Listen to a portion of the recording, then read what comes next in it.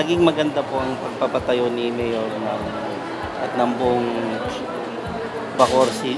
lungsod ng Bacoor, ng pagpapatayo ng buong bagong munisipyo dahil po naging accessible po sa lahat, naging convenient po sa lahat.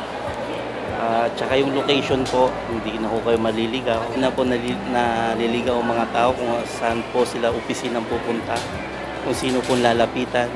Dahil sa lobby pa lang ng City Hall, makikita na lahat ng makikita ng mga tao ang mga opisinang dapat nilang puntahan. Ako bilang isang mamamayan ng Bacoor at dito na rin po ako nanirahan sa Bacoor sa loob ng 10 taon. Naging mabilis po ang transaksyon